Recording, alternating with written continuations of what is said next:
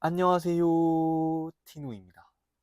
오늘 N분화학에서는 이온 결합이 무엇인지, 그리고 이온 결합 형성 과정, 그리고 그에 대한 에너지 변화 그래프까지 같이 공부를 해보도록 하겠습니다. 여러분들이 통합과학에서 한번 배웠을 거예요. 이온 결합이라는 건 어떤 원소 사이의 결합이다? 금속 원소와 비금속 원소 사이의 결합이다 라고 배웠을 겁니다. 이온 결합이 어떻게 만들어지냐? 금속 원소가 있고 비금속 원소가 있습니다. 금속 원소, 나트륨부터 한번 이야기해 보도록 할게요. 나트륨은 원자번호 11번이기 때문에 전자가 11개가 있습니다. 그럼 전자 2개, 8개, 1개. 이렇게 각각의 전자 껍질에 전자를 배치해 줄 수 있겠죠. 염소는 원자번호 17번입니다.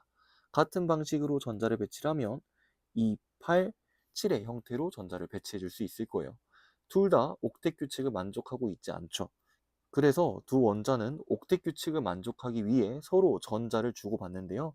나트륨에 남아있던 전자 하나를 염소 원자에게 이렇게 주게 되면 나트륨은 28, 네온의 전자 배치를 따라가게 되고 염소 원자는 288, 아르곤의 전자 배치를 따라가게 되며 이온을 형성하게 됩니다. 나트륨 원자는 나트륨 이온을, 염소 원자는 염화 이온을 형성하겠죠. 이때 두 원자 사이의 정전기적 인력에 의해 이온 결합이 만들어지게 됩니다. 여기서 한 가지 여러분들이 더 기억하고 가셔야 되는 거는 선생님이 여기에 Cl, 염소 원자로 표현을 하긴 했지만 저번 N분화학에서 배웠다시피 염소는 보통 원자 형태로 존재하지 않고 염소 분자 형태로 존재하잖아요. 그래서 나트륨 금속과 염소 기체가 반응해서 이러한 이온 결합을 형성한다. 이렇게까지 기억을 해주셔야 되겠습니다. 근데 이 내용 자체가 어려운 게 아닌데 여러분들이 정말 어려워하는 게 있어요. 그게 뭐냐면 이온 결합이 형성될 때 이온 사이의 거리에 따른 에너지 변화 그래프입니다. 딱 이렇게 생겼는데 아무래도 그래프 하면 뭔가 거부감이 들잖아요. 그리고 이 그래프를 최종적으로 그려보면 알겠지만 선이 3개가 나와요. 그래서 뭔가 어려워, 공부하기 싫어 이렇게 느끼시는 분들이 많을 텐데 이 영상 보면 완벽하게 이해가 될 겁니다. 그 말은 어려운 내용이 아니라는 거죠. 이 그래프를 그리기 전에 이 그래프를 이해하기 위해서 여러분들이 먼저 알아야 되는 선행 개념이 있습니다. 이거는 2단원에서도 한번 다뤘던 내용인데요. 바로 에너지와 안정성 사이의 관계입니다. 선생님이 이 내용을 보통 언제 한번 언급을 하냐면 러더퍼드 원자 모형과 보어의 원자 모형 설명할 때 이 이야기를 하거든요. 안정하다, 불안정하다는 에너지를 가지고 설명할 수 있다, 없다? 설명할 수 있다는 거죠. 어떠한 물질이 안정하다, 어떠한 입자가 안정하다라는 건 에너지가 높은 상태예요, 낮은 상태예요? 에너지가 낮은 상태. 반대로 불안정하다는 거는 에너지가 높은 상태다. 이거를 이 그래프 해석하는데도 그대로 써먹을 겁니다. 왜요? 그래프의 y축이 에너지니까 이 내용을 그대로 연결지어서 생각할 수 있다는 거죠. 그 다음 두 번째가 뭐냐면 바로 전기력을 계산하는 식입니다. 여기서 말하는 전기력은 전하를 띠는 두 물체 사이에 작용하는 힘을 이야기를 하는데요. 전기력은 이런 식으로 정의가 됩니다. R제곱분의 Q1, Q2. 여기 앞에 있는 K는 상수이기 때문에 무시를 해주셔도 됩니다. 전기력은 R제곱분의 Q1, Q2로 계산이 되는데 여기 나와 있는 Q와 R의 의미가 뭐냐? Q는 전하량입니다. 전하를 띠는 물체가 얼만큼의 전하의 크기를 갖고 있는지를 나타내주는 개념이죠. 그 다음 R은요. 전하 사이의 거리입니다. 말 그대로 전하를 띠는 두 입자 사이의 거리를 이야기를 하는데요. 여기에서 여러분들이 기억해 주셔야 되는 건 이 전기력식을 암기하는 게 아니라 전하량이 분자항에 있네? 전하량이 커지면 전기력이 커지겠구나. 전하 사이의 거리는 분모항에 있네? 전하 사이의 거리가 멀어지면 전기력이 작아지겠구나. 요 정도로 기억을 해 주시면 되겠습니다. 근데 왜 이 두 개의 내용이 이온결합 형성 과정과 관련이 있냐면 이온결합이 형성되는 과정에서 두 가지 전기력이 작용합니다. 바로 인력과 반발력인데요. 왜 인력과 반발력이 작용하는지 그림을 잠깐 그려볼게요. 자, 방금 우리가 썼던 예시로 나트륨 이온과 염화 이온 사이에 이온 결합이 형성되는 과정을 보도록 하겠습니다. 일단 두 입자 사이의 거리, 나트륨 이온과 염화 이온 사이의 거리가 우리가 위에 식에 썼던 R이 되겠습니다. 그리고 나트륨 이온과 염화 이온이 갖고 있는 전하량의 크기가 각각 Q1, Q2가 되겠죠. 근데 이때 두 가지 전기력이 작용하고 있다고 해요. 첫 번째 인력, 두 번째는 청력, 반발력입니다. 일단 인력은 바로 눈에 보이거든요. 나트륨 이온이 양이온이고 염화 이온이 음이온이죠. 전하의 종류가 반대입니다. 반대 전하 사이에는 어떤 힘이 작용해요? 인력이 작용합니다. 즉 여기에서 작용하는 인력은 양이온과 음이온 사이에 정전기적 인력이다라고 이야기를 해줄 수 있겠네요. 그리고 이때의 인력에 대해서 전기력을 계산할 때 Q1, Q2, R을 그대로 사용할 수 있는 거고요. 근데 겉으로 봤을 때에는 인력만 작용하는 것처럼 보이지만 실제로는 두 이온 사이에 반발력도 작용하고 있다고 합니다. 반발력은 같은 전하를 띠는 입자 사이에 작용하는 전기력인데요. 얘는 플러스, 얘는 마이너스 띄고 있죠. 근데 왜 반발력이 작용하냐면 나트륨 이온의 원자핵 플러스겠죠. 염화 이온의 원자핵도 플러스입니다. 그래서 원자핵과 원자핵 사이에 반발력이 작용합니다. 즉, 첫 번째 반발력이 작용하는 이유는 누구와 누구 사이의 반발이다? 원자핵과 원자핵 사이의 반발 때문이다. 왜? 둘 다 플러스 전하를 띠고 있으니까. 그럼 원자핵끼리의 반발도 있고 누구의 반발도 있겠어요? 바로 나트륨 이온의 전자와 염화 이온의 전자 사이의 반발도 있습니다. 그래서 인력은 양이온과 음이온의 전하에 따른 인력, 반발력은 원자핵끼리, 전자끼리의 반발, 이렇게 생각을 해주시면 되겠습니다. 여기까지 여러분들이 이해가 되셨다면 이제 그래프가 어떤 식으로 그려지는지도 생각하실 수 있을 거예요.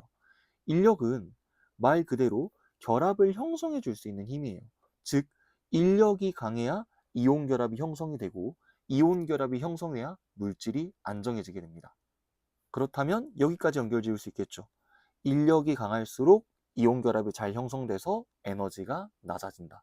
그럼 반대로 반발력이 세게 작용하면 이온 결합이 잘 안 만들어진다, 불안정해진다, 에너지가 높아진다. 이렇게도 연결지어서 이야기를 할 수 있는 거예요.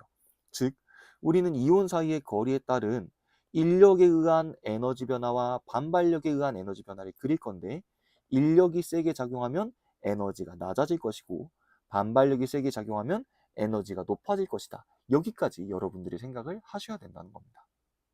그러면 지금부터 그래프를 그려볼 건데, 그래프를 그릴 때의 특징이 있습니다. 보통 우리가 일반적인 그래프는 원점부터 그리잖아요. 이 그래프는 축의 끝부분부터 그릴 겁니다. 즉, 나트륨 이온과 염화 이온이 멀리 떨어져 있는데 두 이온 사이의 거리가 가까워지는 중이다. 이렇게 해석을 하겠다는 거예요. 그래서 멀리 떨어져 있던 이온이 가까이 왔을 때 그때 에너지가 어떤 식으로 변할 것인지 이런 식으로 생각을 하겠다는 거죠. 첫 번째 그래프, 바로 인력에 의한 에너지 변화 그래프입니다. 아까 이야기를 했어요. 인력이 작용하면 안정해진다, 불안정해진다? 안정해진다. 에너지가 낮아져야 됩니다. 그래서 여기에 있는 원점을 기준으로 인력 그래프는 축 아래에서 그려지기 시작합니다. 여기가 일반적인 에너지라고 생각하면 돼요. 그럼 인력이 작용하면 안정해져야 되니까 아래쪽부터 시작을 하는 거죠. 그리고 거리가 가까워지면 가까워질수록 R 값이 줄어들면서 전기력이 커지고 안정해지는 정도가 커지겠죠. 즉 에너지가 아래로 이렇게 쭉 내려가는 모양으로 그래프가 그려지게 됩니다. 이게 인력에 의한 에너지 변화 그래프예요. 그러면 이번에는 반발력에 의한 에너지 변화 그래프도 한번 그려보도록 할게요. 반발력이 작용하면 에너지가 커지기 때문에 기준보다 위쪽에서 그래프가 그려지겠죠. 마찬가지로 둘 사이의 거리가 가까워지게 되면 전기력이 커지므로 반발력이 크게 작용하며 불안정해진다. 에너지가 높아질 겁니다. 그래프가 위쪽으로 올라가겠죠. 근데 인력과 반발력 그래프에 차이가 있다면 선생님 지금 여기 둘 사이의 거리를 조금 벌려놓긴 했지만 이 정도까지 차이가 나진 않거든요. 보통은 한 이 정도 차이가 나게 그래프가 나오는데요. 인력은 비교적 완만하게 쭉 내려가는 반면에 반발력은 완만하게 증가하다가 갑자기 특정 거리를 기점으로 엄청나게 크게 증가하기 시작합니다. 이에 대한 내용을 여러분들에게 물어보진 않거든요. 근데 혹시 궁금해하실 분들이 있을까봐 설명을 해드리면, 이온 사이의 거리가 충분히 멀리 떨어져 있을 때는 전체적으로 어떤 전원을 띠고 있는지가 더 중요합니다. 근데 특정 거리 이상으로 가까워지게 되면 나트륨 이온이 가지고 있는 전자 껍질과 염화 이온이 가지고 있는 전자 껍질의 겹쳐짐이 일어나면서 반발력이 급격하게 증가한다. 즉, 멀리 떨어져 있을 때는 전체적인 전하가, 가까워졌을 때는 전자 껍질의 겹침이 더 큰 효과를 가져온다.